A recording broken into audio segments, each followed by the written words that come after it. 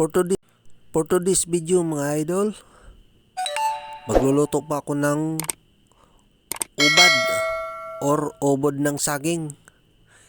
Yung ubod ng saging na pinaka ubod niya po talaga mga idol, yung wala pa pong bunga.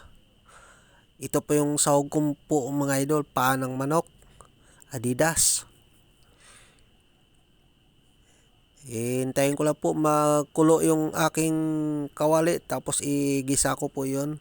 Ito pong aking ingredients: chicken cubes, bawang, at sibuyas. Hintayin ko lang po uminit, tapos igisa ko na po.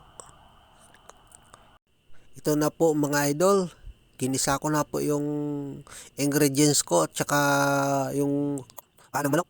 Ginisa ko na po, tapos nilagay ko na din po yung chicken cubes para malasa na po.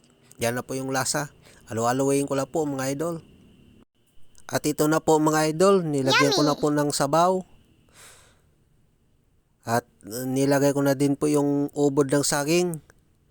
Hintayin ko lang po maluto.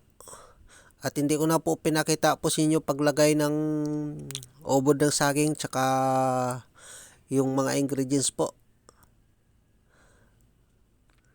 Kasi wala po tayong cameraman po mga idol.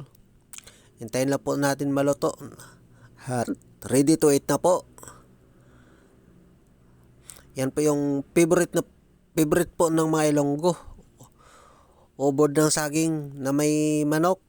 Pwede din po Bisayang manok. Yan po ang masarap, sampat.